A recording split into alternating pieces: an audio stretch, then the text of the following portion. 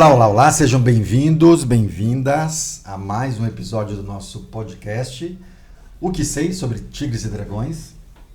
Recebendo hoje, atendendo a muitos pedidos, e confesso aqui a vocês que foi, eu trabalhei nessa agenda aqui para conseguir uma agenda. Desculpa. Para conseguir uma agenda aqui foi, mas tenho certeza que vai ser um papo muito, muito bom. Professora Aline Toffoli, muito obrigado Eu que agradeço. pela presença e por ter aceito o convite, tá bom? Eu que Bem-vinda. agradeço, é uma honra participar aqui com vocês. Que ótimo. E como sempre, eu vou colocar aqui meu super óculos para ler brevemente aqui um pequeno currículo da professora Aline. Aline Toffoli Martins, praticante de Kung Fu e Tai Chi há 23 anos, professora de artes chinesas e também professora de idioma chinês e filosofia chinesa na faculdade Ibramec, do querido Regis. Abraço, Regis. Tem curso de graduação. No curso de graduação? No curso de graduação. Ok. Primeira turma de Primeira graduação turma? que estão formando, Muito bom. Morou na China, em Wuhan, por um ano. Um ano. E lá foi imagina que tenha sido um período importante para você praticar bastante o mandarim, aprender mais sobre o mandarim. Fundamental. Vamos falar um pouco sobre isso. Estudou também no Instituto Confúcio. Atualmente está fazendo doutorado. Escuta essa aqui, hein? Está fazendo doutorado. E doutorado em... aonde? Na letras? Na letras. Tradução. Em tradução.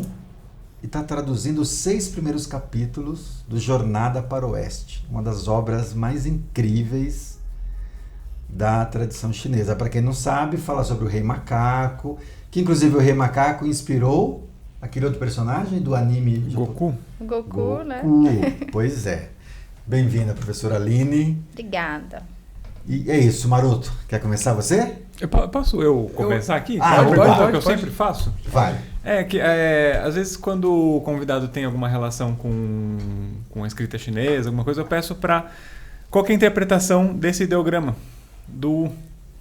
Qual a interpretação? A sua interpretação. Minha interpretação. Olha só. Isso não estava combinado, hein? Não. Olha, o que vem na minha mente, assim, é a marcialidade. Para mim, esse termo, ele é muito importante desde pequena, né? Como vocês leram e tudo mais. Eu tô nesse universo há bastante tempo. E a gente passa aí por algumas questões de dificuldade de treino, do pessoal entender o que é o Kung Fu, para que ele serve, e muitos consideram uma dança, uma coreografia. Eu, na época da faculdade, passei até por um pouco de preconceito em relação a isso. Era muito interessante. Eu fiz educação física, né, minha primeira graduação, e tinha grupos de luta e tal, e eles olhavam para um lado com um certo receio, assim, Kung Fu, mas Kung Fu não é, mas aquele que dança, não é arte marcial e tal. E aí eu fui pensando, gente, por que tem essa visão, né, do Kung Fu? Não é possível. Mas é isso, passou por muito tempo o Kung Fu, assim, sendo ensinado de uma forma muito coreográfica mesmo, e perdendo esse lado marcial, que eu acho que de uns anos pra cá recuperou muito, muito. E aí, assim, queria dizer, e não é jogando confete na forma ruim de falar, mas eu acho que estamos com muitos bons trabalhos ultimamente em relação ao Kung Fu. Então, a marcialidade, né, essa área tão importante de resgatar a luta mesmo, a origem de onde vem a nossa arte, o código de ética que está envolvido com isso, o ideal de justiça, de família, de amizade, enfim, acho que a ética do pensamento chinês me traz. Muito bom, muito bom. Uau, foi bem diferente, hein, esse ponto. Foi. Né? Muito bem. Fui longe. Muito bem. Não, foi muito legal. E professora Aline, você falou bastante da marcialidade, e só para a gente também chegar um pouco mais na tua trajetória, você começa no caminho marcial já pelo Kung Fu, ou tem algum outro encontro? E quando é que você começa? Como contextualiza um pouquinho pra gente, assim? Oficialmente foi com o Kung Fu, foi com o mestre Dagoberto. Na época foi em 99. Eu tinha 11 anos. Ele dava aula em um salão de uma igreja que era na rua de cima da minha casa. E 2 amigos meus da escola, na época eu tava acho que na 5ª série, eles começaram a fazer Kung Fu lá com ele e tal, e eu nunca tinha ouvido falar desse termo, assim, nunca tinha ouvido Kung Fu, mas eu adorava assistir Mortal Kombat na televisão, eu adorava jogar videogame com os meus primos de luta, mas assim, nunca tinha me atentado. E aí eles começaram a fazer, e quando eu soube na escola, me deu um negócio, assim, me deu um ciricutico, eu falei, eu preciso fazer isso daí. Eu preciso. Aí eu fiquei insistindo semanas, assim, pra minha mãe. Eu falei, mãe, eu preciso fazer Kung Fu. E ela super contra na época. Não conhecia direito, não tinha essa visão. Ela falava, não, Aline, você vai se machucar, isso daí não é pra você. Tinha até aquela questão mais machista mesmo, de homem, não. Até que eu acho que eu atazanei tanto a vida da minha mãe, assim, eu lembro desse momento, assim, de ficar, gente, eu preciso fazer isso. Eu não sabia por que exatamente, mas eu precisava. E ela manda o meu pai, vai lá com ela, deixa ela ver como é que é, ela vai desistir. E aí eu fui assistir, me apaixonei, foi amor à primeira vista, assim, eu nunca mais larguei, imagina. E quase meu pai começou a fazer também, mas infelizmente ele não começou, tento até hoje. Que legal, foi isso, que legal. Então vi, gostei, não faltava um dia no treino. Comecei a faltar quando eu entrei na faculdade, que daí, enfim, a vida, né, vai me chamando. Mas é isso, me encontrei ali, assim. E o Tai Chi, ele entra em que momento, assim, depois de quanto tempo de prática de Kung Fu? Eu tenho e na por que minha... entrou também no Tai Pois Chi? é, eu tenho na minha memória, porque eu gostava bastante de fazer diário, assim, então, 2 anos depois. Só que o mestre Dagoberto dava Também aula de com Tai ele. Chi também. Então, eu não sei exatamente porque eu só fui começar 2 anos depois, mas oficialmente eu entro pra praticar lá com ele também. Então você tinha 2 13 anos depois. Com 13 anos. E... Então, assim, junto com o mestre, eu sempre fui, né, seguindo com o mestre Dagoberto. Foi mais recentemente que eu comecei a fazer outras formações por outros lados. Então, eu fui fazer a pós-graduação da professora Ângela, né, quando ela abre na parceria com a USP. Fui também atrás do estilo Chen, ou Chan, né? E tô com esse projeto, inclusive, até hoje, assim. E depois a gente conversa. Opa! Bom, você já tem a primeira edição mais, e a segunda edição do livro. Exato. Então já tem Tá no meu plano aí. um arcabouço teórico aí. E o estilo Wuhao, que daí também entra mais recentemente na nossa história, justamente com a proximidade com a grã-mestra Lili Lau na época, e o mestre Jimmy Wong começa a fazer algumas visitas aqui pro Brasil. E aí a parceria com o Cifu Serra, e ok. com o Cifu Serra e com o Cifu Sérgio, lá do Sul, que a gente consegue também fazer essa aproximação com o Wuhao. Pandemia agora deu uma brecada de novo, né? Mas mais ou menos por aí o percurso do Tai Chi. Mas hoje você ministra as aulas de Tai Chi também? Sim, também sou professora de Tai Chi. Mas de qual estilo? Então, a gente tem na nossa academia... o mestre, ele ensina o moderno, né? Mas ele, enfim, tem também aí o conhecimento dos cursos, né, que ele faz e tal, do tradicional, mas a gente sabe dessa separação, então por isso que eu fui atrás ali da sociedade para pegar o tradicional do Yang. E aí depois da pós-graduação que a gente se habilita, né, a entrar de fato em algumas técnicas do tradicional Yang e o Wuhao. Só que o Wuhao, ele é feito por partes, né? Então, a gente tem que ir pegando a certificação de cada técnica. Hoje, nós temos até a forma 24 do Wuhao, por exemplo, certificação para ensinar. Então, eu tenho feito por aí. A base foi com o moderno, né? Mas aí, lá na escola, então, vocês focam mais as aulas no moderno? A gente criou um currículo. Ah, tá. Dentro desse currículo tem um pouco do moderno, um pouco do Yang tradicional e um pouco do Exato. A gente entendi. meio que criou um currículo próprio da nossa academia, né? E aí a gente vai direcionando também as pessoas, né? Porque às vezes, não, eu quero uma formação nesta área. E aí a gente vai direcionando as pessoas para que elas também vão. Que legal. Sabe que tem uma pergunta recorrente que é feita aqui no canal, que é o que é melhor, Tai Chi ou Kung Fu? Olha quem faz essa pergunta. Tá. Pensei que você estava fazendo já a pergunta. Não sou eu. Não precisa responder essa pergunta, não. Deixa a hora que o Márcio... brincadeira, tá? A hora que o Márcio quiser É brincadeira, fazer, porque como eu sei que você é professor de águia, eu tenho certeza que você vai falar que é o Kung Fu. Não, mas eu não... imagina. Não, então é Tai Chi. Eu ia dizer que não tem, porque na verdade depende do praticante. É isso. Viu? Depende do praticante. Sagaz. Não existe Sagaz. melhor arte marcial. Não. De Muito modo bem. algum. E aí, Pimpão, vão vocês ou... Não, posso ir. Vamos entrar. Como que é o nome do livro do Rei Macaco? Eu falo Rei Leão. Hollywood na cabeça, né? Disney. Jornada ao Oeste. Jornada ao Oeste. Por que é importante ter uma tradução para o português de um clássico chinês? Porque quando a gente vai trazendo para nossa cultura algo que já foi traduzido por outra língua, é como se algo fosse se modificando em cada etapa da tradução. Então a gente tem lá o original em chinês, ele sofre várias modificações. Isso na área linguística mesmo, né? No campo, assim, na hora que eu preciso fazer uma tradução, tem coisas que são intraduzíveis. E aí eu tenho que trazer para minha cultura. Então já tem um filtro ali para o inglês. Aí a gente vai do inglês trazer para o português. Mais coisa se perde nisso. Então, é muito importante que a gente consiga fazer essas traduções diretas para tentar trazer um pouco mais da essência mesmo da obra, né? Claro que quando a gente fala de essência, de original, a gente pode discutir sobre isso também, né? Assim, o que é original e o que é a essência. Mas é uma tentativa de não ter tantas modificações assim por entendimento de outras pessoas que são de outras culturas e que também vão achar as suas próprias respostas para traduzir aquilo que seria mais intraduzível em palavras, né? Mas que não é intraduzível para a cultura, né? A gente pode tentar trazer ali aproximações.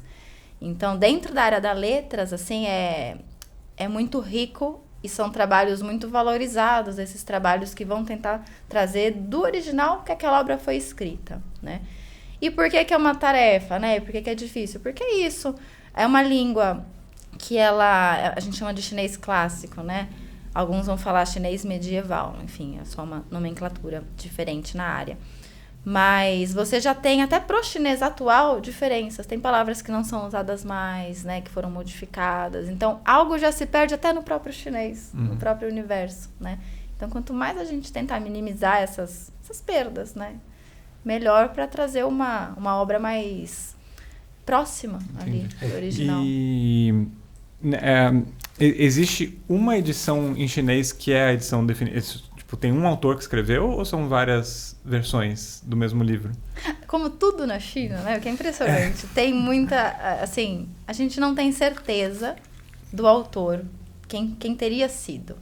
Se atribui ao Wu Chang'an, né? Por conta das pesquisas históricas, ele possivelmente seria a pessoa ali mais provável para ter feito essa obra. Embora alguns até acreditem que pode ser uma obra feita por várias mãos, o que também não é incomum nas grandes obras chinesas, né? Mas se atribui a ele ali,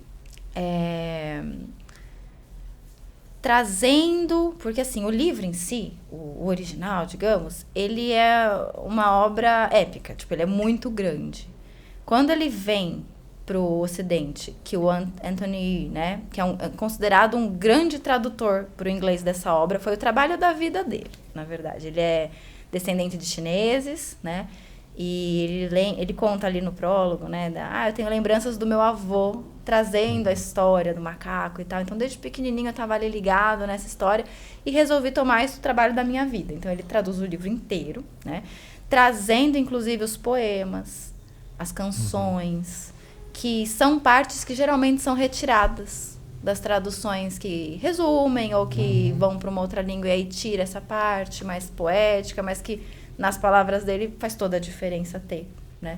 Então, alguns acreditam que esse suposto autor, Wu Chang'an, poderia inclusive ter trazido coisas assim de um passado muito anterior na China e falado por várias vozes, eles dizem, né? Então, seria um compiladão, assim, dessas canções, desses poemas, poesias, enfim, da China mais antiga ele. E Aline, quando você fala do chinês clássico, me vem na cabeça também que a gente está falando de um chinês sem simplificação de ideogramas, né? Isso. Não existia ainda esse processo de simplificação. E o que me faz pensar também que alguns ideogramas do livro, do clássico, não sei se dá para dizer isso, deixaram de ser usados. Deixaram. Né? Sim. Essa é uma questão. Quando a gente olha para um dicionário de chinês, algumas gramáticas vão dizer que existem mais de 60, 70, 80 mil caracteres. Mas, de fato, se você se matricula num curso de chinês hoje, quantos caracteres você tem que saber exatamente para se comunicar no dia a dia? 2.500, no máximo 4.000, chutando bem alto, assim, sabe? 4.000 é, tipo, chutando uma média já mais avançada. Pessoas mais letradas, assim, algumas profissões que exigem 6.000. Então, tá muito distante da quantidade de caracteres que existem, né? Chegando aí a 60, 70, 80 mil. Então, é isso. São caracteres que deixam de ser usados, são caracteres que são extremamente específicos, são caracteres que faziam sentido em determinado momento histórico, mas que perderam. Então, inclusive, quando chega para alguns chineses, inclusive, eles também já não sabem mais o que é. E aí precisa fazer todo um trabalho mesmo de etimologia e, enfim, às vezes encontra, às vezes não. No caso do livro, não é esse trabalhão todo que eu vou pegar, porque, óbvio, muita gente já fez isso, inclusive os próprios chineses. Já tem obras que você tem uma versão do chinês moderno, lado a lado com aquele chinês clássico. Então, esse trabalhão já fizeram, né? Agora, é aquilo, é tentar trazer para o português, e isso realmente é mais inédito, né? A gente tem grandes traduções para o espanhol, a gente tem para o inglês, mas esse trabalho de pegar o livro original ali e trazer para o português não tem. E aí, algumas chaves interessantes, né? De que a gente vai tentar olhar sob o olhar da nossa cultura para aquela cultura chinesa e tentar traduzir certas coisas para fazer sentido e para ser uma obra interessante para o público também, porque tem isso, né?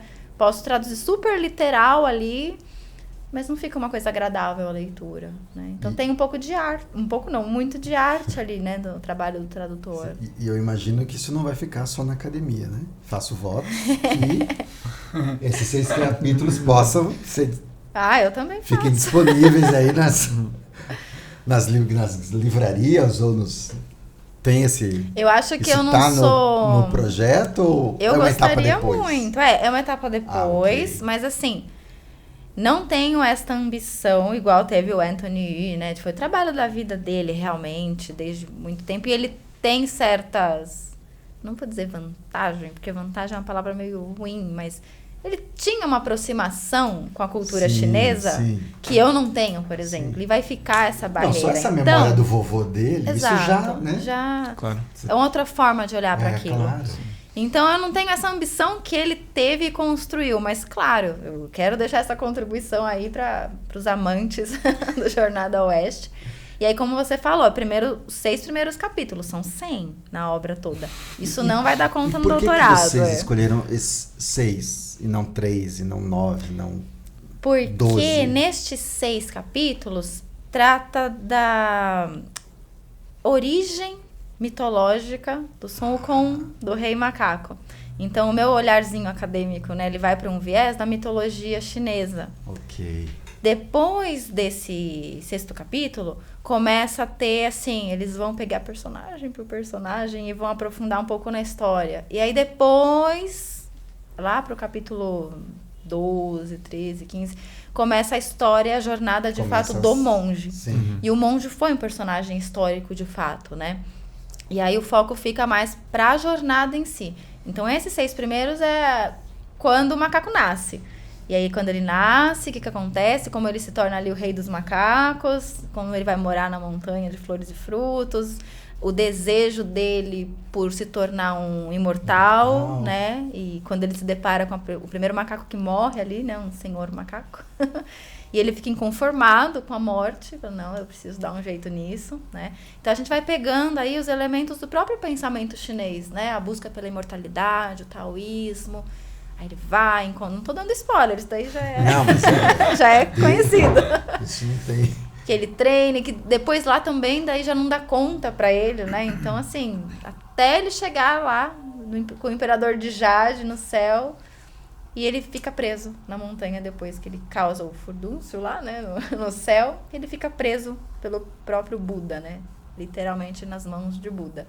Então é até aí que vai tradução. Até aí é um monte, viu? É um monte. É aventura, é frenético. Poderia ser uma história e pronto até aí, né? Vocês podiam lançar pela Shaw Books. Faz um selo aí, ó. Tem o do Tai Chi. Já anota aí pra gente. Shaw Books. Vou buscar. A ideia foi minha, daqui uns anos. Tá dizendo que vai nos buscar, hein, Márcia? Então, Shaw Books.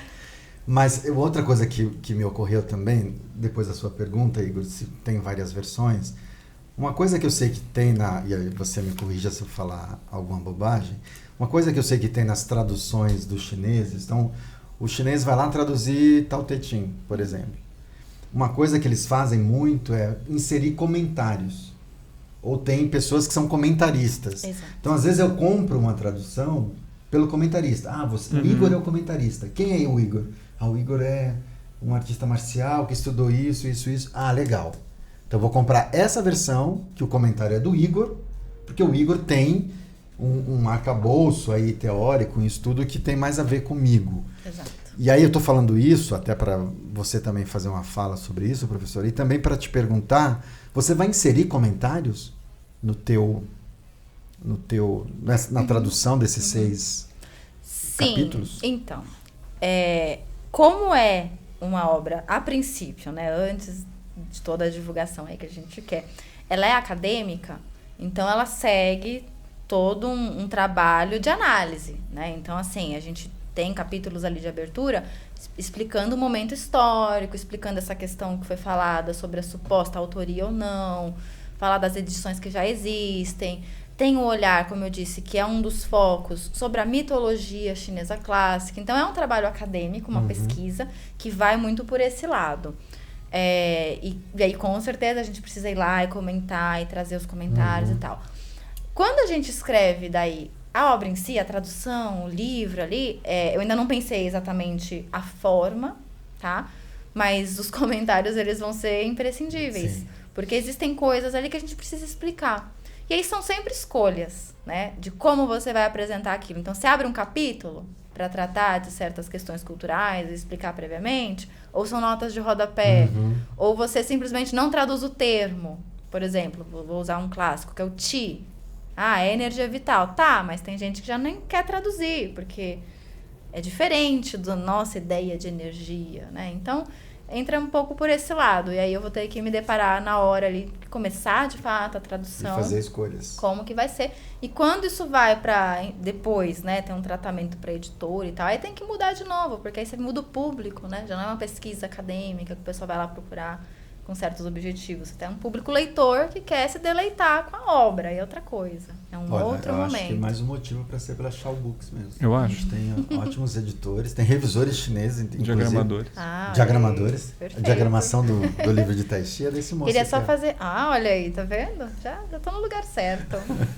Na verdade, assim, queria só fazer um comentário também disso que você comentou, Gil, dos comentaristas. Isso nas obras clássicas, se você não tiver o comentarista, você hoje não consegue ler. E eu não digo nem a gente que é estrangeiro, né? Os chineses. Os chineses, se eles não são, enfim, acadêmicos, estudiosos de chinês clássico, especializados naquela obra, eles também não conseguem. E quando a gente fala desses comentaristas, não é gente de agora, né? Confúcio, por exemplo, foi comentarista de várias obras clássicas, né? E se criou uma certa, vamos chamar assim, uma linha de profissão na época que começa a ter os eruditos, né, na China, que era isso, pegar aquelas obras que eles consideravam como grandes clássicos e sair fazendo comentários e abrir as escolas dos comentaristas, então confrontava com as gerações posteriores. Então hoje a gente tem de fato ali muitos comentários e determinadas obras a gente só consegue ler por causa disso, senão não chegaria até nós. É um pouco diferente da obra do Macaco. Ela não é uma obra clássica chinesa nesse sentido da China antiga, né? Ela é considerada clássica, só que é um clássico moderno. E aí, quando a gente fala moderno, a gente está falando da dinastia Tang em diante, né? Assim, ela já é de um tempo para cá e ela é uma ficção. Então, embora claro que seja difícil ali ainda a leitura, não é aquele chinês clássico dos clássicos antigos. E tem uma outra forma narrativa que facilita também a compreensão. Mas, como eu disse, já foi feito esse processo pelos chineses. Você tem ali obras que vão comentando certas passagens. A gente que pratica desde de muito cedo Kung Fu e Tai Chi, a gente se depara o tempo inteiro com um grau de dificuldade, assim, de complexidade nos taolus, nas técnicas, e depois, quando a gente começa a se envolver com a cultura chinesa, aí você vai entendendo melhor sobre o pensamento chinês, passa a entender melhor os taolus e uma coisa vai alimentando a outra, né? E dá medo, né? Que aí você vê que você não sabe nada, né? Pois é. Eu lembro a primeira vez que eu fui para a China, eu já fazia Tai Chi há, sei lá, 20 e tantos anos, e eu cheguei lá, primeira aula que eu fiz, eu falei, gente, eu acho que eu não sei. Sim, você faz um desespero, né? Você ficou 20 anos. Como é que faz o Mapu? Como é que você fazer Mapu? Então tem isso, né? Acho que em contraste com o jeito chinês de treinar essas artes que a gente ensina aqui, a gente meio que se autoavalia, começa a pensar acerca daquilo que a gente está ensinando aqui, praticando aqui, o jeito que a gente está ensinando aqui, considerando inclusive que é uma cultura diferente, a gente está no Ocidente, está no Brasil e etc, etc. Então tem esses encontros também, o que torna a coisa não fácil, mas ao mesmo tempo muito desafiadora, né? Porque aí isso... Exato. E aí, assim, e realmente, às vezes eu rio comigo mesma, porque assim, gente, nada é fácil de explicar quando você fala sobre a China. Então, Kung Fu não é fácil de explicar, o Tai Chi não é fácil de explicar, a língua chinesa não é fácil de explicar, as obras... E aí você fala, gente, é tudo muito difícil, mas na verdade eu acho que é uma outra chave, assim, não é que é tão difícil, é difícil, mas é porque a chave de pensamento deles é outra. E aí, assim, quando a gente se depara, por exemplo, com o Kung Fu, vamos pegar esse lado, poxa, tem 360 estilos catalogados, e aí, dentro do próprio estilo, tem variações, e aí, tá, um mestre faz desse jeito, outro faz do outro, e claro que vai dar muita diferença, né, quando a gente vê. E aí, a língua chinesa, mesma coisa, você fala, tá bom, mandarim é oficial, tá. Só que tem dialetos, e aí as pessoas aprendem o mandarim como língua oficial, mas tem diferenças, porque, claro, vai misturando ali com seus dialetos. Então, você vai criando outras coisas que vão se formando, quase um sincretismo linguístico aí, né? O cantonês, para entrar aqui no Kung Fu. Tá, o mestre Li, por exemplo, quando nós iniciamos, ele falava cantonês. A grã-mestra Lili Lau fala cantonês, mas eles falam cantoneses diferentes. Porque um é de uma região, outro de outro. E aí você começa a ver a complexidade da coisa, assim, é muito difícil explicar. E aí, por outro lado, é isso, é o pensamento chinês. Quanto mais a gente vai se aproximando dessas obras clássicas, sei lá, do Tao Te Ching, o próprio Analectos, aí você vai vendo que, é isso. A nossa cabeça ocidental prioriza a razão, racionalidade, e a gente quer explicar tudo tintim por tintim, seguindo um certo procedimento científico de origem e assim assado. O chinês não pensa assim. Há milênios, desde a sua origem, ele não pensa assim. Lá, o conhecimento é da experiência, não é da razão. E quando você entende isso, aí tá tudo bem ter tantos estilos e cada um tem a sua forma de expressar aquilo. É tudo bem falar diferente e dar algumas confusões ali, mas é outra forma de entender. E tudo fica mais fácil, mais harmonioso, mas eu vou chegar num lugar, gente, com isso. Calma. Não, eu já cheguei num lugar aqui. Deixa eu só fazer um comentário enquanto você... eu me lembrei de uma coisa aqui, que o meu mestre, ele sempre, quando ele está corrigindo algum movimento e pede para que eu fique numa postura... Sempre que ele me tira da posição, ele fala assim, você vai lembrar da sensação? Você vai se recordar dessa sensação?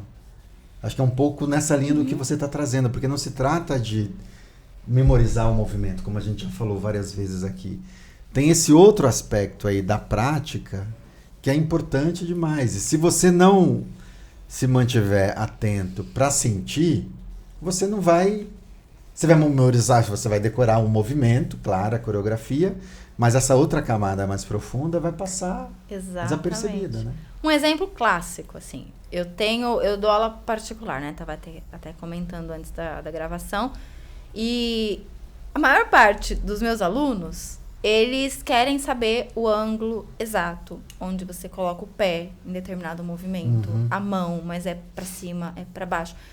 E fica nisso. E claro que a forma é importante. Claro, os mestres vêm lá e corrigem a gente, mas eles corrigem de outra forma também, começa por aí. Mas quando fica só nisso, já perdeu todo o sentido. Porque de novo, a experiência. A experiência, ela é pelo órgão dos sentidos. É a sensação que você tem ali do tato, o contato com o outro, né, na luta, é a visão, enfim, são os sentidos. Isso aparece muito na língua também. Os chineses têm várias expressões e várias palavras que às vezes a gente não consegue entender quando quer fazer uma tradução literal, mas que para ele assim, remete a um sentimento, remete a um cheiro, remete a uma sensação, enfim, em algum momento. Então, entender que é outra forma de pensar, assim, é outro conhecimento, de fato. Muito legal. Em contraste com o alemão, né? Que os caras têm palavra para tudo. Eles precisam explicar tudo. Né? É muito diferente. Você trouxe um exemplo, foi perfeito, porque quando a gente vai ler um pouco sobre isso, eles dão um exemplo da Alemanha, que é os racionais, a racionalidade alemã. Assim, a razão, que é o contraste com o povo chinês, assim, não é igual. E é muito doido, porque a gente tem muita tradução de obras chinesas pro alemão. E aí chega pra cá. Você tem uma aproximação do alemão de textos clássicos chineses muito do grande. Wixing, eu tenho aqui por exemplo, o Wixing. E aí vocês já imaginem, olha já o tratamento que deve ter tido pro alemão, pra ele, enfim, conseguir acessar aquilo ali, que é já super complexo por si só. E aí a gente acessa do alemão, então é outra experiência, tem de fato, ali é outro muito filtro, grande, exato. Genial, você. Hoje eu tô afiado, hoje cara. você tá, hein? Você estudou, né? Você estudou. Você me falou que eu não me preparo pra gravar? Não foi isso que eu falei. Eu falei que a gente não faz roteiro do que vai perguntar. Preparar, a gente se prepara. Toma banho, bota uma blusa. Eu tenho uma questão, uma pergunta pra professora. Ouvindo você falar, eu fiquei imaginando assim, nossa, ela já foi pra China, fala chinês. O que te motivou, por exemplo, a fazer a tradução, esse estudo sobre o rei macaco, vamos dizer, e não, de repente, ao estilo de Kung Fu que você pratica, por exemplo, algo mais profundo sobre, não sei, princípios do estilo, ou sobre Tai Chi? Então, curiosidade. Assim. Não, eu também já me fiz várias vezes essas perguntas e acho que em cada momento eu posso dar uma resposta, porque é isso, a gente vai mudando. Mas eu fiz educação física, como eu falei. E aí eu passei anos da minha vida bastante focada com práticas corporais. Bastante tempo mesmo. Chegou um momento que eu estava bastante esgotada do assunto, das discussões, não da prática, né, de fazer, mas de pensar um pouco isso, assim, de estudar isso. E é justamente na época que eu vou para China a primeira vez, eu vou fazer um curso de verão pelo Instituto Confúcio. Isso que ano foi, Ali? 2015. 2015. E assim, eu tava no auge. Eu vou falar aqui porque provavelmente grande parte dos meus alunos não vão ouvir os particulares. Foi 2015 em junho? Em junho, julho. Poxa, eu tava lá. Olha aí, tá vendo? É que eu tava em Wuhan, eu tava lá eu tava longe de Wuhan. E o que eu ia comentar é isso, assim, eu tava um pouco saturada já das aulas particulares. Porque é um público que vai com outro foco, assim. É um público que tem mais dinheiro, é um público que quer algo muito fechado, uma mercadoria muito pronta, que grande parte das vezes não se aproxima da cultura chinesa como talvez a gente, que assim é uma riqueza pra gente tudo isso, né? A gente tem um encantamento que eles não têm. E aí eu tava saturada. Eu falei, não é isso que eu quero pra minha vida. Tava lá porque é isso, é o dinheiro, a gente precisa, material, mas tava bem saturada. E aí eu fui pra China, tal. E aí eu começo enfim, me encanto, foi a viagem da minha vida. Foi a primeira vez que eu fiquei só um mês, né? E eu falo, acho que eu quero mudar. E vi que eu tinha ali um certo, não vou dizer facilidade, porque isso eu não tenho até hoje, mas um gosto pela língua em si. Eu acho que eu quero fazer isso da minha vida agora. Eu quero mudar de área. E eu volto, presto vestibular de novo, daí eu vou fazer letras e tal. E começo, então, para esse outro lado ali das obras. Da linguística, da literatura. E eu já tinha um mestrado em educação, na parte da educação física e tal. E então, o doutorado eu quis fazer para esse outro lado, que era da letras mesmo. E aí, puxa a literatura, né? Porque aí você vai sendo bastante direcionado também. Bem, eu quero fazer um doutorado na área de tradução, que é o que tem a relação agora, nesse momento. O que meu orientador também tem de abertura para eu conseguir fazer isso junto com ele. Então, surge a literatura. E aí, dentre as literaturas possíveis, a que mais se aproxima do Kung Fu é a obra do macaco. E era, enfim, uma obra que eu gosto muito. E foi por isso que eu cheguei nela e não em fazer outro tipo de trabalho, né, na tradução. Que bom que você chegou nela. E você, por exemplo, o mestre Dagoberto, ele é muito antigo no Kung Fu, né, enfim, é uma referência na Garra de Águia, né? Mas muitos mestres brasileiros, isso eu tô falando porque também a gente conviveu com muitos, né? E eles não davam, também não sei nem se tinha acesso, mas nunca deram muita importância, acho que as questões culturais, assim, né? Tipo, sei lá, sobre os filósofos, ou até um pouco mais da parte histórica do estilo, enfim. Eu não sei se o mestre Dagoberto dá essa importância ou não, mas como que é a relação dele vendo uma discípula dele indo para a China, estudando, falando chinês, talvez vendo coisas que talvez ele não teve oportunidade de estudar. Acredito que ele deve ter te incentivado, porque você teve com ele até hoje, né? Mas para muitos mestres brasileiros, e eu digo isso porque, assim, eu comecei também a treinar lá atrás e a gente não tinha acesso, assim, a muito conteúdo. A gente começou a ter acesso, sei lá, nos anos 2000, vamos dizer, principalmente quando começa a abrir mais o YouTube, enfim, a gente começa a ter a internet, né? Porque a gente então, tinha das revistas, né? A gente isso, tinha mas as a gente revistas. também, eu me coloco isso, a gente não tinha acesso. Sim, Né? com certeza. Tinha pouco, né? Bem pouco. Bem Como que é essa relação, você com ele, assim, como foi? Olha, eu começo como ainda é, assim? dizendo que tem um motivo de eu estar com ele até hoje, né? Sim. Muitos e muitos anos. E eu tenho um carinho muito grande pelo mestre Dagoberto.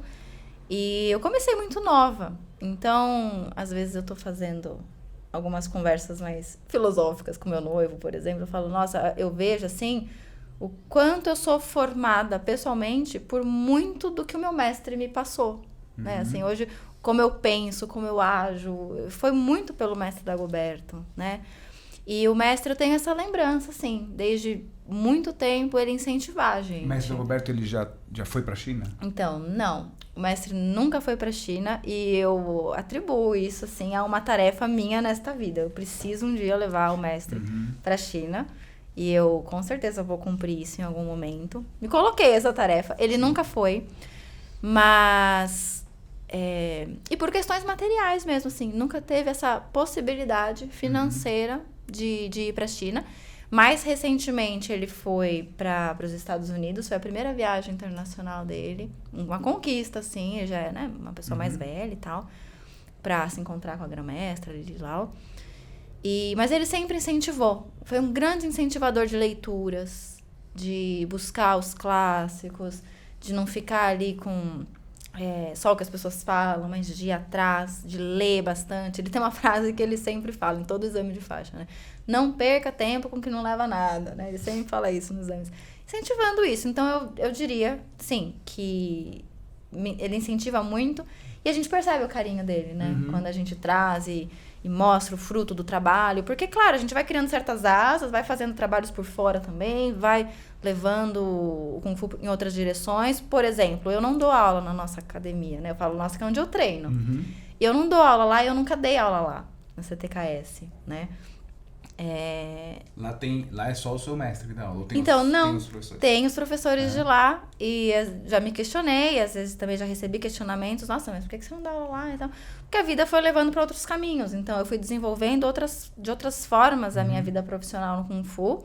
Hoje a gente tem um grupo, por exemplo, na USP, né? Assim, um grupo, a gente chama Kung Fu na USP.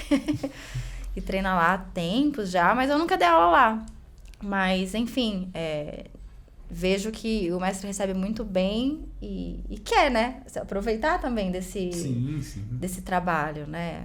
A última vez que a mestra veio, por exemplo, a gente conseguiu ali que eu fizesse um pouco da tradução simultânea e tal, para ela não ter que ficar falando tanto em inglês. E isso foi uma conquista, imagina, foi bem legal na nossa academia, né? Tipo, nunca teve. Então, acho que é por aí que eu responderia. Não sei se eu respondi tudo. Não, é isso mesmo, porque, assim, isso eu tô falando em 80 e pouco, 90 e pouco, eu ouvi, isso eu presenciei alguns mestres brasileiros, professores brasileiros mais antigos falando: nós não precisamos dos chineses, nós temos um Kung Fu bom. Realmente, nós temos Kung Fu bom.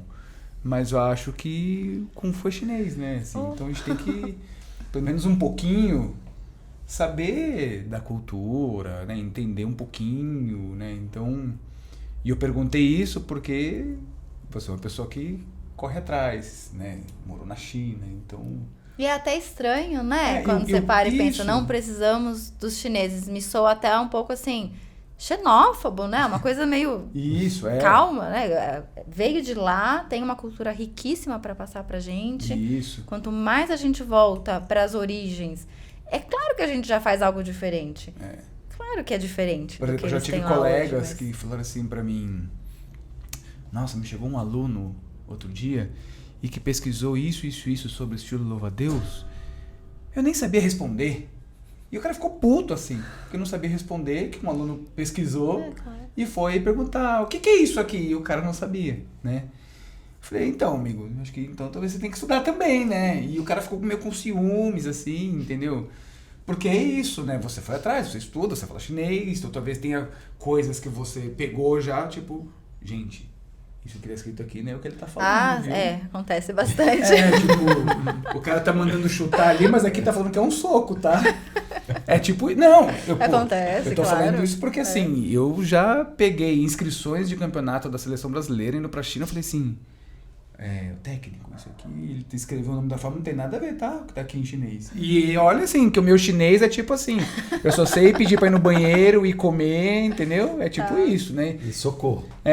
Né? Porque não é só você pegar um nome e jogar no Google Tradutor e vai aparecer o ideograma e você joga lá. Não é que isso. aí a gente chegou numa questão polêmica, tá vendo? Não é só isso. Que é assim, humildade, né?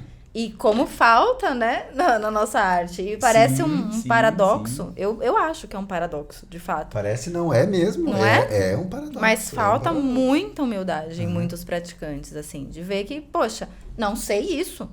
E tudo bem, porque não tem tanta isso, coisa. E ir atrás e parece que, poxa, isso tá no código de ética, no UTAN, né, da arte marcial. Mas é isso, dificilmente. E, por exemplo, quando você fala sobre o UTAN, né, sobre uma virtude marcial que tá ali, sei lá, Gil, me ajuda, talvez em 90 e alguma coisa, a gente nunca nem tinha ouvido falar nisso. É verdade, Não. é verdade. Então, mas é curioso, a gente não tinha ouvido falar. Não, mas a gente praticava o DAN dentro da escola. Prática, a gente tinha na sala de aula, na tinha relação lá, dos alunos. Coragem, um amor filial, tinha tudo ali. Tinha o DAN, né? tinha humildade. Mas quando aparece um termo disso, porque alguém estuda, traz aquilo pra você, o DAN e isso, você... Nossa, mas peraí, então acho que eu preciso estudar um pouquinho chinês. Porque se isso aqui tá dentro do contexto, pra você entender, né? Pra você aprofundar, tecnicamente falando, enfim... e outros professores, às vezes, deixam aquilo mais de lado, eu acho que cria uma lacuna, né? E às vezes essa lacuna faz com que o professor pode ficar com ciúmes, talvez. Mas você percebe que aí, né, é onde você entende o que ela estava falando sobre a racionalidade da experiência? Você já fazia, você tinha experiência, você sabia como que era o rolê, mas você precisava de alguma coisa escrita para você comprovar o que você estava falando.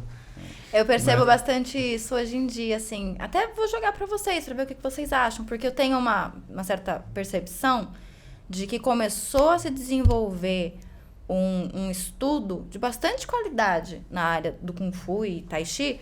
Eu diria, assim, nos últimos 15 anos. Não sei, talvez até um pouco mais, 15, 20, não sei.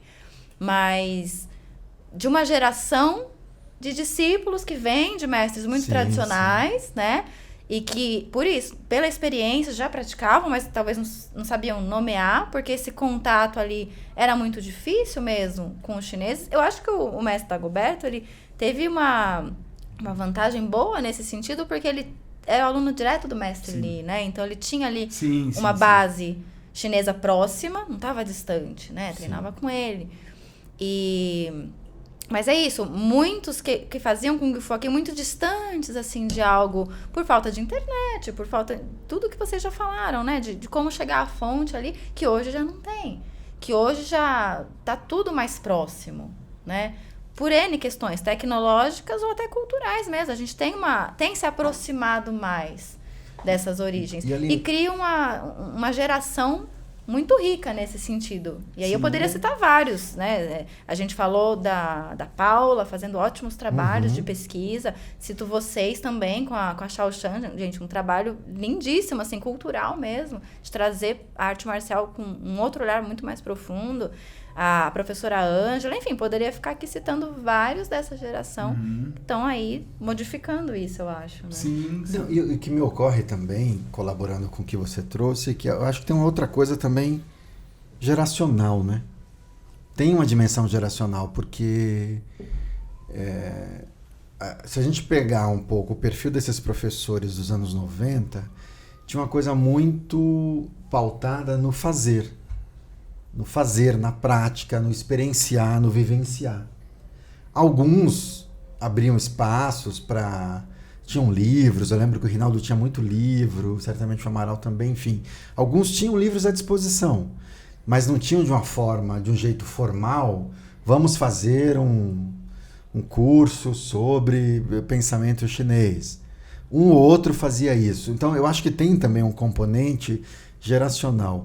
Muitos desses professores dos anos 90 tinham essa preocupação em oferecer boas aulas, treinos duros, de 2 horas, quase militarizados, e treina, repete o kati não sei quantas vezes, faz lá os toichas. Os desafios entre escolas. E os desafios entre escola. Então tinha uma coisa na experiência, no fazer, que era muito grande. Quando vem uma outra geração conectada a esses mestres, eu acho que vai de fato para isso que você está dizendo. E claro que aí esses mestres mais antigos seguem nessa toada do realizar e do fazer. E meio que ficam observando os discípulos e as discípulas, abrindo essas portas e janelas e fazendo essa conexão entre experiência e conteúdo, ou teoria e prática, sei lá, como é que a gente pode... Tô viajando aqui também, tá? E muito da materialidade da vida, né? Exatamente. Porque acontece pela materialidade. Então, assim, hoje em dia, né, é muito mais fácil uma viagem para a China. Né? Parece que tá mais perto, né? Exato. Até. Era muito longe. Imagina, era inimaginável, assim, né? Poxa, a China lá era uma coisa meio fantástica, assim, muito longe. O contato com os chineses. Hoje em dia a gente consegue importar livros de lá. E assim, o número de pessoas que também está estudando chinês, hoje eu conheço muito mais gente que treina Kung Fu que fala, eu falo chinês também, eu também estudo. Isso, lá na nossa época anterior, ninguém, né? Então, pela materialidade vai mudando esse cenário, né? Hoje em dia, você vai lá, você pega um livro, você traduz, mesmo que você jogue no Google Tradutor, mas olha aí uma ferramenta também, né? Google Tradutor tá aí. E tem vários cursos online, tem coisa no YouTube, enfim, tem muita coisa disponível. Pra quem quiser. Tá aí, né? Hashtag fica a dica. Não é a falta de informação, né? Não. Ô, Aline, e diz uma coisa, como foi lá morar na China? Você só estudou, procurou ver um Kung Fu lá? Eu tô aqui, vamos... já que eu tô aqui, porque onde você ficou é perto da montanha de Udan, né? Perto assim, né? Aqui a bolsinha aqui. Comprada lá. Você tentou... assim, treinar em algum lugar, enfim, como é que foi? Olha, na verdade, pelos meus amigos e alunos, eu fui considerada a rainha dos rolês aleatórios na China, né? Porque eu tentei fazer de tudo lá. Tem que ser assim, né? Então, assim, desde participar do campeonato militar da faculdade, até o campeonato do Barco do Dragão na vilinha no mais interior da China, eu fiz. Então, assim, da universidade... eu fiz aulas de Wushu oferecidas para os alunos. Moderno. Wushu moderno. E aí que tá, né? Eu fui com a proposta de estudar chinês e eu fui com uma bolsa de estudo por uma universidade. A gente também fica muito limitado com o que a gente pode e não pode fazer com o programa. Então, em Wuhan, E aí vocês me corrijam se eu desconhecer, mas assim, não encontrei nada, né, como eu imagino que seria de Kung Fu tradicional ali, então é o Wushu, e aí o Wushu da universidade, então o Wushu universitário, digamos assim, que é bem diferente, que é outra proposta, que é um treininho esportivo, treininho não foi por menosprezar não, é o meu jeito de falar, um treino esportivo, e nada a ver com o tradicional garra de águia. Então eu deixei garra de águia nesse momento e fui lá treinar o Wushu. Um semestre foi Wushu, um semestre foi Tai Chi, pela faculdade. Agora, me aproximei mais do Tai Chi nesse sentido do que do Kung Fu, porque todos os dias de manhã, enquanto eu estive lá, eu ia treinar com um grupo de velhinhos que treinava na praça. E aí, também, né, um Tai Chi já para saúde, passado ali de uma outra forma, né, em que a marcialidade pode ser refletida, tá ali, não tá, e importa isso para eles? Acho que não, né? Mas também diferente do que era da universidade, né, do treino ali esportivo. Então, sim, treinei com eles, Tai Chi todos os dias. Tem, inclusive, contato até hoje, olha aí a materialidade, né? Os velhinhos de 70, 75 anos com WeChat, a gente se conversa até hoje. E deixa eu ver. Vai que eu me perdi um pouco aqui. Você me perguntou se eu treinei. Você tinha treinado alguma coisa nesse tempo? Foi pra Udan? Ah, isso. Tinha perdido essa parte. E aí eu vou pra Udan. Fui pros dois, né? Fui pra Shaolin, fui pra Udan. Mas eu fui com um caráter turístico. Poxa, não foi pra Tianjia-Gou? Tava ali do lado do Shaolin. Tava 2 horinhas. Mas foi isso. É que você tava lá em Tianjia-Gou, então aquela... eu não queria encontrar brasileiro. Ia me encontrar. Mas sabe o que é? Assim, é isso, né? A gente tava conversando, eu e o Igor aqui antes de começar também, certas limitações mesmo, claro, da China, né? Então, teria que ter um convite pra eu estar lá e visitar, eu não ia chegar sozinha, né? Então, tem certas coisas que... Poxa, se eu soubesse... Convidou ela. Tá vendo? Se eu soubesse, eu tinha convidado. Que eu não me encarei de fazer assim sozinha, e aí eu não tive oportunidade mesmo, então... Mas é longe, viu? É Velachinha, é longe. Agora o 2 horinhas pra chegar, mas depois tem um caminho de pedras ali. Então, e aí, assim, quem fazia arte marcial ali era eu, sozinha, né? Os outros não. Então, eu saí muito sozinha, então eu poderia ter me enfiado aí, porque realmente eu fiz bastante coisa que eu acho que eu até me arrependo hoje em dia, no sentido de, nossa, poderia ser perigoso, né? Mas na época que eu não pensei. Mas o que deu, assim, de fato, para fazer, né, dentro dessas possibilidades? Então, o Dan, porque a gente foi bem turístico, bem mais ou menos. A gente não foi com grupos de viagem, né? Sim. A gente se enfiou ali nos trens e foi sozinhos, mas, enfim, foi num grupo e foi dentro do passeio possível, da visita do templo. Então, eu também não fiquei lá para treinar, tinha que voltar, né, para a universidade. Mas quero fazer isso em algum momento. Esteve lá, enfim, estive sentiu lá, um pouco vi as ali apresentações. Sempre falta, né? A gente fala que tem aquela porta fechada ali que para acessar daí de novo tem que ter o convite, tem que conseguir ali um meio de entrar e que eu não tive nessa viagem. Então o que eu vi era o que eles queriam me mostrar. O que eles querem que eu veja. Talvez queria ver, né? É o que eles querem que eu veja, então foi o que eu vi. E já foi encantador, né? E tudo bem, porque foi encantador, foi lindo. O Templo Shaolin mais ainda até, eu achei assim mais produzido até do que o Udan nesse sentido. De as apresentações que eles fazem ali e tal, mas não acessei algo mais raiz, digamos assim, Você né? subiu a montanha do Tamu? Subi. Sim. Lá no Templo Shaolin. Sim. Essa parte de subir a escadinha tinha que ter, né? Claro. Não tinha como. Peregrina tem que... Presenciei o pessoal que vai lá pra treinar, subindo e descendo a escadinha. Então, tudo isso foi lindo. Agora, não tive ainda essa oportunidade de passar, tem alguns meses ali para treinar e quero fazer isso sim. Ainda está nos meus planos. Professora Aline, a gente tem no meio marcial, e até por tradição, inclusive, a presença masculina muito forte, né? Então, a gente tem legião de professores, de mestres, todos eles masculinos. E a gente tem visto talvez também nos últimos 15, 20 anos, uma mudança também disso. A presença de mais mulheres à frente de aulas, não só... Sim. Não só praticante. Não só praticante, né? Professoras, a gente tem... Acho que na liderança de grupos, de exatamente, escolas, né? Exatamente. A gente tem lá na nossa escola a Raquel, enfim, tem outras professoras. Falamos aqui de Paula Faro, professora Ângela, enfim, tem uma série de a mestras. Própria grão-mestra, A né? própria Lililau, grão-mestra Lililau. A gente queria ouvir um pouco de você. Como é que você tem visto essa presença do feminino dentro do ensino do Wushu tradicional? Pode ser nas duas esferas. Tai Chi, é que o Tai Chi é mais presente, me parece. A gente tem mais o feminino presente no Tai Chi Chuan, à frente da escola, né? E por uma questão que vale a pena refletir também, né? Exatamente. Que no Tai Chi aparece então, mais. se você puder falar um pouco sobre isso, como é que é isso para você? Falo sim. Acho que como tudo que nós vamos discutir, tem um fator da sociedade, do momento que a gente está vivendo. Então, claro que não é de agora, mas de uns anos para cá, né? Um movimento feminista crescente, historicamente crescente. A gente não pode descolar o que acontece no Kung Fu da sociedade. Então, uma série de movimentações que vão colocando as mulheres a questionar certos lugares e que, claro, que isso vai se refletir na nossa prática. Então, a gente tem essas mulheres que começam a praticar, mas vejam, eu comentei no início, né? Eu sofri essa certa dificuldade logo no início do treino porque não era considerado algo para mulher, né? Vindo da própria família, né? Sim. E aí você vai lá, você quebra aquela primeira barreira. Tá, tô aqui agora.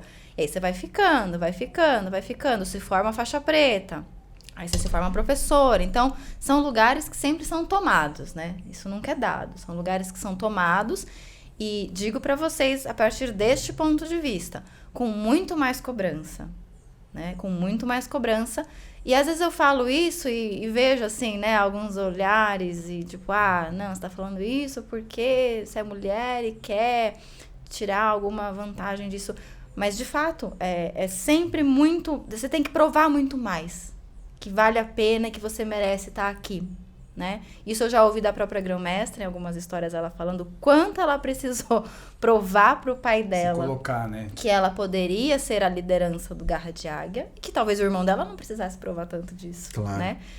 E até hoje em dia, porque daí assim, passados anos, né, já que você tá lá fazendo a arte, você já é uma professora, você já é faixa preta, você já tem representação, de vez em quando cai alguma coisa ali, né? Então, de um exemplo mais recente mesmo. Aline, treina aqui com o fulaninho, porque daí ele vai um pouco mais devagar. Aí você fala, que era uma criança, na verdade. Uhum. Aí você fala, poxa, podia muito ter ficado sem essa, né? Assim, porque eu não pedi pra treinar mais devagar, né? Eu tava tudo bem, não partiu de mim, quero fazer um pouco mais devagar. Aí, por outro lado, eu tô querendo participar mais de luta agora. Aí fala, que bonitinha. Comentários assim, né? Então, você fala, poxa, ainda hoje, a gente ainda tá... Outro dia, eu contei isso pra poucas pessoas, mas recentemente eu saí chorando de um treino. Você fala, caramba, eu achei que eu tava mais forte, já sabia lidar mais com isso, né? E não é. Você fala, poxa, você é colocada ali... E, assim, muito inconscientemente da pessoa que faz o comentário, não é uma pessoa... maldosa nesse sentido, mas que tá ali reproduzindo certas coisas que ainda existem institucionalizadas, né? Então eu fico muito feliz, de verdade. Eu comentei aqui antes do podcast que em maio retornei aí para os campeonatos e acho que o momento... Eu me machuquei nesse campeonato, então eu poderia estar super triste, né, da minha participação lá, mas eu saí tão fortalecida porque acho que o que mais me marcou nesse campeonato foi no momento que eu tava ali chorando de dor, né, que eu tinha me lesionado na abertura. E uma menina, eu não vou lembrar o nome dela, eu não a conhecia, ela chegou assim e falou, Aline, é Aline seu nome, né? Eu falei, olha, eu queria te agradecer. Eu falei, por que eu tô aqui, né, tô dando uma situação horrorosa. Ela, não, porque é muito legal ver uma mulher fazendo no meio do monte de homem, porque eu participei da categoria Tristar, que só tinha homem ali competindo, eu era a única mulher ali, né? E eu sempre fiz isso nos últimos anos, assim, né? Tava lá e começou a ter mais mulher, e agora eu percebi que saiu de novo, não tem muito. Ela é muito legal, assim, incentiva muito a gente. Porque quando a gente fala, ninguém entende na academia. Mas então eu tô aqui vindo te falar, porque assim, é muito importante pra gente ver você aí nesse lugar. Sim. Eu falei, caramba, sabe? Então, quando a gente acha que não tem mais isso, tem, gente. Pra quem tá ouvindo aqui, ó, focada na câmera da frente, toma cuidado com isso. Porque ainda machuca, sim. A gente ainda passa por certas coisas que a gente tem que provar muito mais que a gente é capaz de fazer.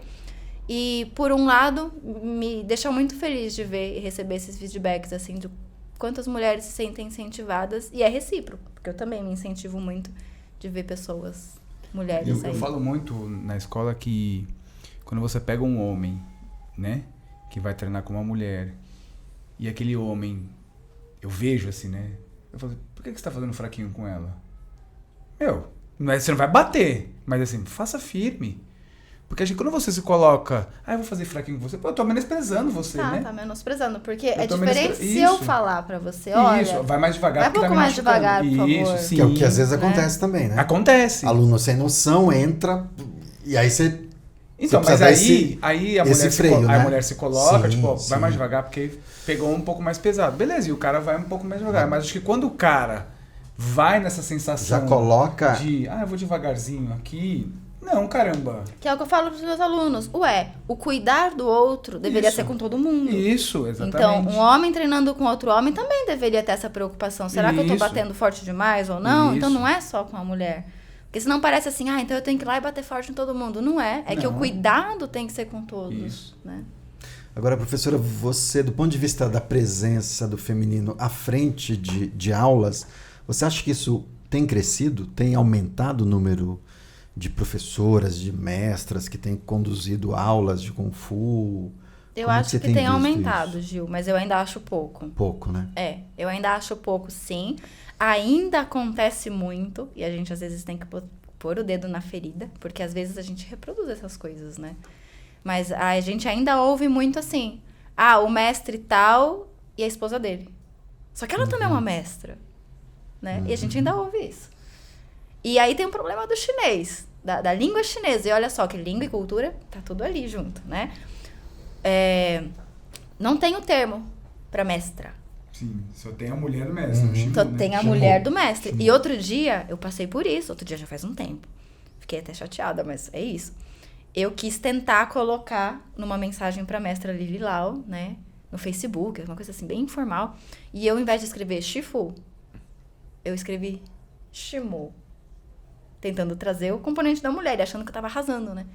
Falei, eu não vou chamá-la de pai, vou chamar de mãe. Ela me deu uma bronca. E ela me deu uma bronca por causa disso. Ela falou, quem é o seu mestre, então? Porque Shimu é a mulher do mestre. Sim. Então, quem é o seu mestre, então? E foi bem assim, né? Falei, nossa, não, desculpa. Mas é a falta do termo. Não tem termo. Aí você acaba tendo que usar o Shifu. Você tem que usar o Shifu. É difícil.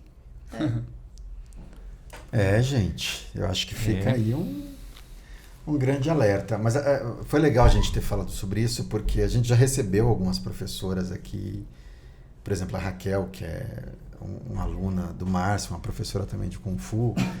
Ela é uma grande entusiasta e uma grande defensora dessa causa, ou seja, ela milita muito e sempre que ela vai para o campeonato encontra com outras mulheres, é uma alegria, encontra lá do Piauí, encontra... enfim, do Espírito Santo, é sempre uma grande alegria quando acontece na área de competição esses encontros. Então, de fato, tem um reconhecimento, como você trouxe, da presença do feminino naquele lugar, naquele espaço, executando bem o Taolu, ou fazendo luta, o Sandá também, e geralmente as lutas, a gente fala isso, né? Geralmente as lutas no Sandá ou no Koshu feminino são lutas muitíssimo pegadas, são super pegadas as lutas. E às vezes a gente fica olhando e fala, nossa, mas tá forte aquilo ali, né? Aí vem de novo essa coisa lá de trás, essa coisa que já tá dentro da gente, de um certo preconceito. Por que eu tô achando que a luta está mais pegada do que a luta masculina? Então certamente tem essa base nossa, do masculino, do macho, do nosso preconceito em relação o que a mulher pode fazer do ponto de vista de luta, seja ela no Koshu ou no Sandá, enfim. Eu queria trazer um comentário pessoal e não é fundamentado em nada, tá? É bem pessoal mesmo, sobre essa questão que até pouco tempo atrás, os campeonatos que eu participava, a luta das mulheres não era feita no ringue principal. Ela era feita nos tatames montados embaixo, onde as formas aconteciam, e a luta das mulheres era lá junto com a luta das crianças.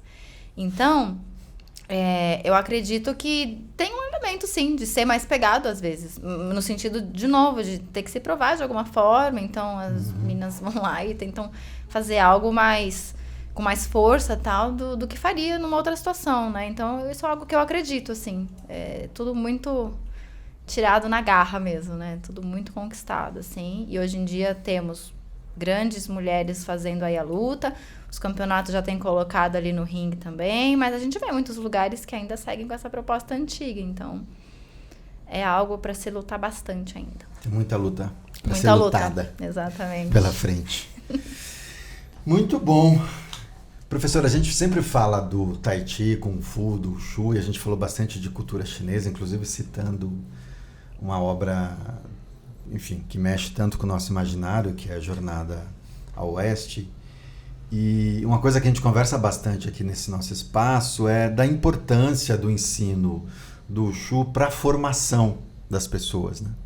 E você começou super pequenininha, nós também começamos pequeno, e a gente sabe o quanto foi importante para, de alguma maneira, ir moldando ou fazendo com que a gente percebesse melhor alguns conteúdos da vida e percebesse melhor a vida e conseguisse também, sei lá, fazer escolhas ou tentar ser um pouco mais assertivo nessas escolhas.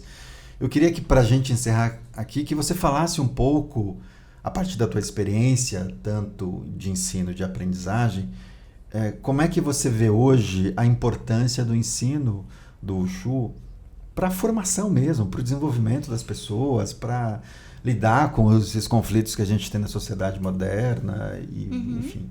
Eu sei que é uma pergunta um pouco longa demais para encerrar, mas enfim, fica à vontade. Não, mas acho importante, inclusive, e já peço desculpas se talvez não for a resposta que vocês imaginaram. Imagina, não tem. Mas eu vou entrar numa área polêmica de novo, porque eu digo que, e assim, vindo de alguém que também é professora de educação física, então tem toda uma discussão aí sobre o potencial do esporte, né, na vida das pessoas e tudo mais. E aí eu digo, eu acho que depende muito, na verdade, não é do Wushu. É da pessoa que você encontra pra te iniciar nesse caminho e te desenvolver. Porque você pode encontrar grandes mestres e, inclusive, são poucos os mestres. Mestre, né? Esse termo que a gente tem no nosso imaginário, é aquela pessoa sábia, aquela pessoa que conhece mais do que um assunto, né? Uma pessoa com experiência de vida e que vai te trazer grandes conhecimentos. Então, é muito difícil encontrar bons mestres. E aí, a gente pode cair nas mãos de muita gente ruim nesse sentido. E aí essa formação ela não vai ser uma formação positiva. Por que eu estou dizendo isso? O Kung Fu, ele tá muito voltado, até pela origem ali, o Garra Jaga, por exemplo, criado por um general e tal. E aí você vê uma militarização assim, do Kung Fu, né? Das artes marciais de modo geral, trazendo certos princípios éticos e morais aí de algo da polícia, e que, sim, vai totalmente ao contrário do que eu pessoalmente acredito, né? E aí a gente vê o pessoal, às vezes, formando as crianças, formando os adolescentes com essa visão, assim, mais pro militar e todo um cenário que envolve isso, né? Porque quando eu digo que é militar, eu tô colocando, na verdade, um contexto que vem junto com isso, né? Um tipo de formação específica que vem para isso. E que eu acho que o Kung Fu não é assim. E eu tento não seguir isso, né, com os meus alunos. Eu acho que tem que ser uma formação ampla, uma formação para justiça, todos os princípios éticos que a gente estava falando do Uda. Então, assim, respeito, acima de tudo, respeito com todas as áreas, né, com todas as pessoas, igualdade ali nas aulas, formar, assim, culturalmente as pessoas, sabe? Eu acho que se você encontra alguém sabe o suficiente para te guiar por um caminho positivo, aí o Wushu vai ser a melhor coisa que acontece na vida da pessoa, né? Então eu iria por esse lado, assim, um pouco mais. Acho que depende, de novo, das pessoas, do encontro, né? Do encontro com pessoas que sigam aí um caminho de mais sabedoria, mais profundo, de mais conhecimento. E você falou de encontro com um mestre, uma mestra que tenha conteúdo, que seja sábio. O que é um mestre sábio ou uma mestra sábia? Pra mim, né? Pra assim, você. Pra você. No meu imaginário. No seu imaginário. Imagino que você encontrou, que você fez encontros que te aproximou desse ideário de mestre sábio que você comenta. Não. Assim, eu acho que não é só um lado que vai formar este mestre imaginário, né? Por isso que eu digo que talvez a gente nem nunca encontre. E aí é uma busca taoísta, né? Aquilo que a gente nunca vai encontrar, mas que tá ali como um ideal e um processo. Então, vou trazer aqui o meu mestre, por exemplo. O meu mestre, ele é uma pessoa extremamente bondosa, extremamente caridosa, tem um coração de ouro. E eu acho que isso é um lado de um mestre. Tem outros conhecimentos também, ele toca, né, violão e tal. Ele tem outros conhecimentos. Isso é um lado de um mestre, tá? Agora sim, vamos lá. O que eu quero dizer assim, quando a pessoa encontra um mestre? Eu acho que ela tem que ter um conhecimento mais profundo e uma leitura mais profunda da realidade. Eu acho que é nesse sentido que o meu imaginário tocaria, né? Então, não fazer leituras superficiais, assim, do mundo, da realidade. Acessar bons livros, fazer leituras coerentes, ser interessado por cultura, ter mais do que uma habilidade mesmo. Eu acho que um mestre é isso. É aquilo lá, né? O que o Confúcio diz também sobre essa busca do conhecimento, né? Que quanto mais você vai conhecendo, e você falou isso no início, menos a gente sabe, de fato.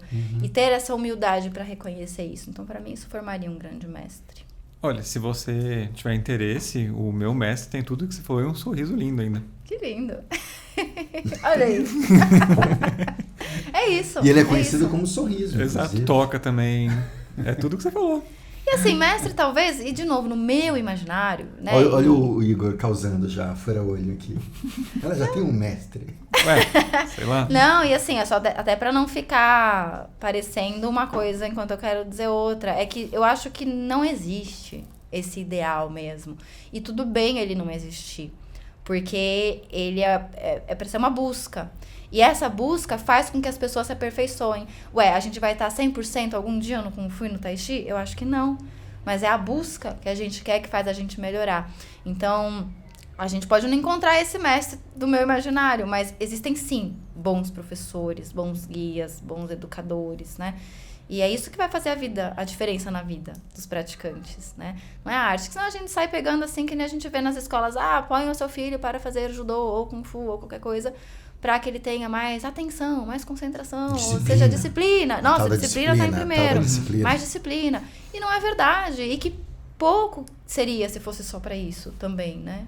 Porque é uma riqueza cultural e tem vários âmbitos aí que a gente pode ter de sentidos de vida. Eu acho que o Kung Fu, quando a gente fala, o Kung Fu é pra vida, um clichê que aparece nas falas, de fato ele é, né? Se você souber enxergar esse lado e se for pra você também, se você for tocado por essa experiência, né?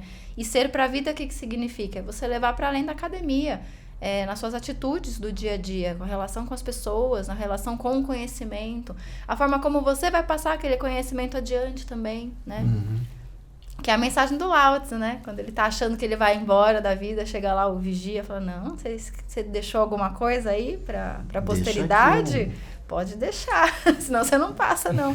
Então é isso, a gente tem que ter essas trocas, acho que essa que é o grande encontro com o Kung Fu. Que máximo. Fechando em grande estilo, hein? Grande estilo. Fica essa reflexão aí. Me lembrei aqui. Chave de ouro. Me lembrei aqui do Rinaldo Mamoru Kasuga. De novo. É mesmo? É. Foi meu primeiro mestre de Kung Fu. E eu acho que te ouvindo me vem uma coisa assim do quanto a gente cumpre um papel na vida dos pequenos, assim. E às vezes a gente não é muito diretivo. Então eu lembro que na escola tinha uma estante com livros. E ele nunca chegava para mim e falava, leia esse. Os livros estavam lá. A minha curiosidade me fazia até a estante.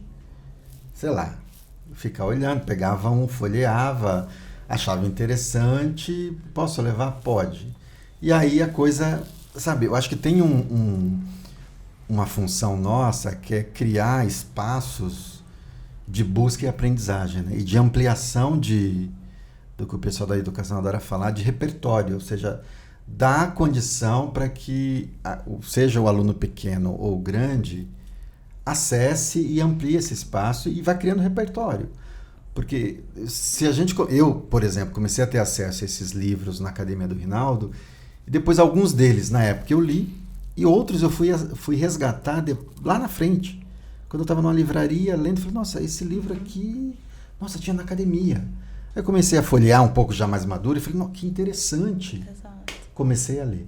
E outros não, tinham inclusive uns livros secretos lá que a gente não podia ler, tipo Lobos da Rampa, sabe, uns livros assim, que eram que o Amaral tinha também, né, você me falou.